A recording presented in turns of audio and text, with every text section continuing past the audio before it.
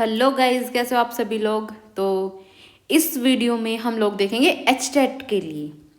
आप लोगों को पता ही होगा, मैंने ग्रुप में भी शेयर किया था कि एचटेट का नोटिफिकेशन आने वाला है, लेकिन कब तक आएगा ये अभी जो न्यूज़पेपर में आया है, अभी आपका ऑफिशियल नोटिफिकेशन नहीं आया है। अभी सिर्फ एक न्यूज़पेपर में आया है कि 17-18 जनवरी को परीक्षा संभावित है।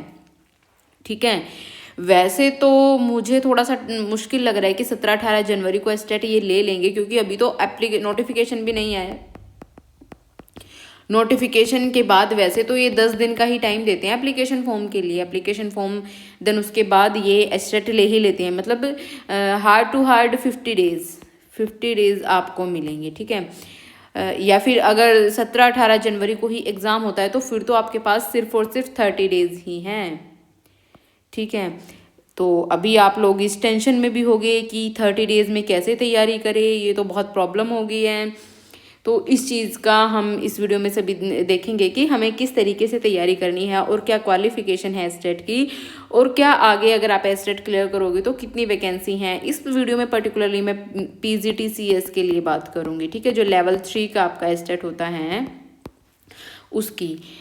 तो देखो, एस्टेट का रिजल्ट है ना बहुत कम रहता है। पहले भी एस्टेट जितनी बार भी हुआ है ना बहुत कम। ये देखो कि PRT का रिजल्ट था ना जो अभी पिछली बार हुआ था, उसमें PRT का रिजल्ट था 16.2% और TGT का रिजल्ट था 16.4% और PGT का रिजल्ट था 9.6%। तो एस्टेट भी अपने आप में एक बहुत मतलब इतना आसान नहीं होता है, हम ये कह सकते हैं। काफ़ी बढ़िया लेवल का एस्टेट आता है। तो ये नहीं है कि आप लोगों ने ऐसे ही मतलब कि भाई हम ऐसे ही एस्टेट दे आएंगे और पास हो जाएगा। उसके लिए अच्छा खासा पढ़ना पड़ता है। ठीक है, और अभी हम क्वालिफिकेशन की बात कर लेते हैं एस्टेट में। देखो भाई, जो एस्टेट है ना, जो PGT-CS है, एस्टेट भी नहीं, जो PGT-CS है ना, वो अपने आप में एक बहुत बड़ा झोल है। बहुत बड़ा झोल मतलब कि मैं कह दूँ कि अपने आप में एक माया है PGT-CS। तो देखो क्या है कि अभी तो जो लास्ट एचटेट हुआ है उसमें क्वालिफिकेशन क्या दे रहे हैं वो लोग कि MSc हो आपकी कंप्यूटर साइंस से, और MSc भी लेकिन आपकी क्या हो, रेगुलर हो, और MC हो या फिर आपकी 3 ईयर की रेगुलर कोर्स वाली। और इसमें बच्चों को कन्फ्यूजन होती है कि हमारे पास तो लीट वाली MCA है 2 साल की, जिसमें लीट के थ्रू एडमिशन होता है, तो वो एलिजिबल होती है, लेकिन वो आपकी रेगुलर होनी चाहिए। इसमें नहीं लिखा हुआ है, लेकिन बहुत सारे बच्चे कोर्ट में गए हुए हैं MC लीट वाले, तो उसको एलिजिबल, जहाँ तक अभी उसका सोल्यूशन नहीं आया है, लेकिन उसको एलिजिबल कर देंगे। ठीक है, उसमें क्योंकि बच्चों की तो क्या ही गलती है। ठीक है, या फिर इस बात का ध्यान रखना रेगुलर होनी चाहिए, डिस्टेंस से ना हो। BE BTech हो आपकी CS से या फिर कंप्यूटर इंजीनियरिंग से या फिर IT से। ठीक है, ये भी रेगुलर कोर्स होने चाहिए विद एग्रीगेट 55% मार्क्स। और आपका 10th लेवल पे हिंदी या संस्कृत आपने पढ़ा हो, या फिर सीनियर सेकेंडरी और ग्रेजुएशन पोस्ट ग्रेजुएशन जो है आपकी हिंदी से हो आपकी। ठीक है, उसके बाद कंसिस्टेंट गुड एकेडमिक रिकॉर्ड, अच्छा रिकॉर्ड आपका एकेडमिक रिकॉर्ड होना चाहिए। देखो अभी एचटेट में तो ये क्वालिफिकेशन दे रहे हैं अभी तक, अभी क्योंकि सर्विस रूल तो अमेंड हुए नहीं है एचटेट के।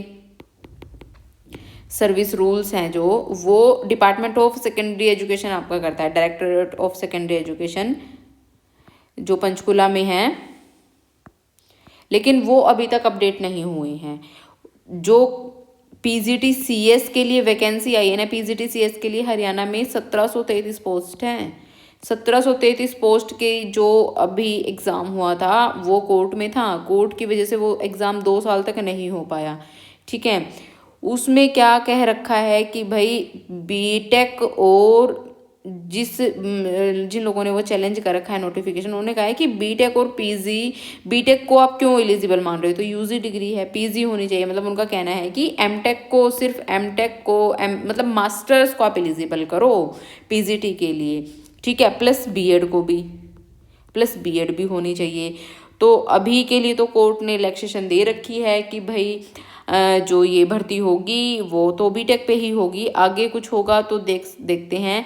तो अभी जब नोटिफिकेशन आएगा तो ये चीज़ क्लियर होगी कि वो PGT-CS के लिए आपका क्या मतलब क्वालिफिकेशन रखते हैं। अभी तक के लिए हमारी यही क्वालिफिकेशन है। ठीक है, देन उसके बाद देखते हैं हम कि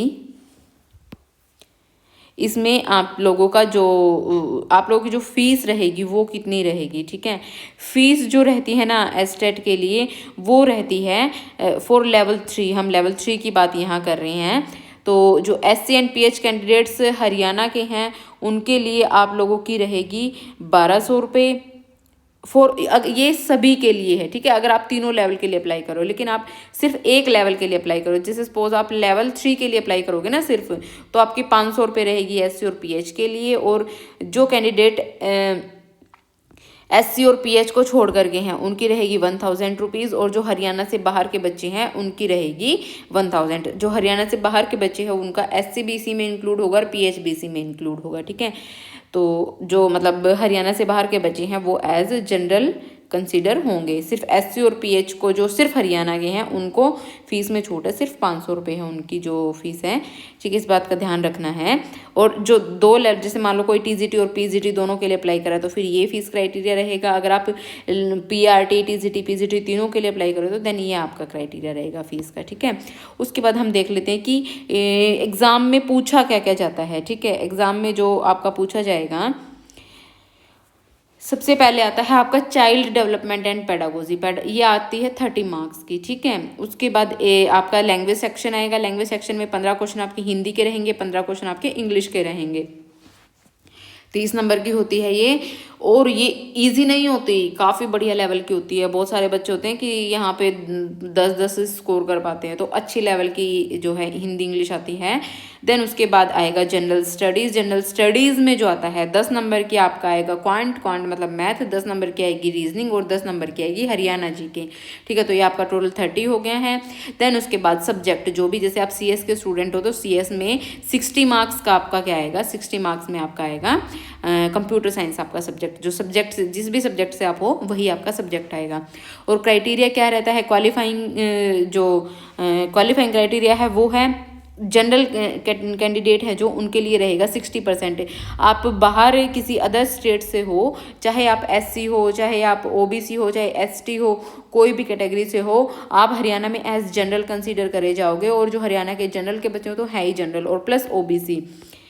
जनरल और OBC के लिए जो क्राइटेरिया रहता है वो 60%, मतलब आपके 90 मार्क्स आने चाहिए। और इसके अलावा जो SC रह गया है और जो PH कैंडिडेट्स रह गए हैं उनके लिए होता है 55% मार्क्स, ठीक है। तो उनके लिए रहता है 82 मार्क्स। और कोई भी नेगेटिव मार्किंग यहाँ पे नहीं होती है। नेगेटिव मार्किंग नहीं होती है तब भी पास करना मतलब इतना इजी नहीं होता है एस्टेट को। तो ये सारी हमने जो है डिस्कशन कर ली है। और जो सिलेबस है, मैंने सिलेबस टेलीग्राम ग्रुप पे अपलोड किया हुआ है। टेलीग्राम ग्रुप पे मैंने अपलोड किया, आप लोग वहाँ से देख सकते हैं। आप लोगों के सिलेबस में बेसिकली पाइथन बहुत ज़्यादा है, ठीक है। और एस्टेट के लिए हम अपनी सीरीज़ भी स्टार्ट कर रहे हैं। 2 वीडियो मैं ऑलरेडी आप लोगों के लिए अपलोड कर चुकी हूँ। मैं उसमें MCQ आप लोगों को प्लस थ्योरी पार्ट दोनों ही करवाऊँगी। और अभी हम 1-2 दिन में पाइथन भी स्टार्ट कर देंगे अपनी। तो आप लोग बिल्कुल भी मिस नहीं करना है। आपको एकदम फ्री नोट्स दिए जाएंगे और फ्री में आपको लेक्चर्स मिलेंगे, ठीक है। तो ठीक है गाइज, अच्छे से पढ़ो, अपनी तैयारी एस्टेट के लिए शुरू कर दो, क्योंकि एस्टेट उतना इजी नहीं होता है कि आप सोचो कि एक ही दिन में या 2 दिन में पढ़ के आप एस्टेट को पास कर लोगे। अच्छे से एस्टेट की तैयारी करनी पड़ती है, ठीक है। Okay, bye bye, take care.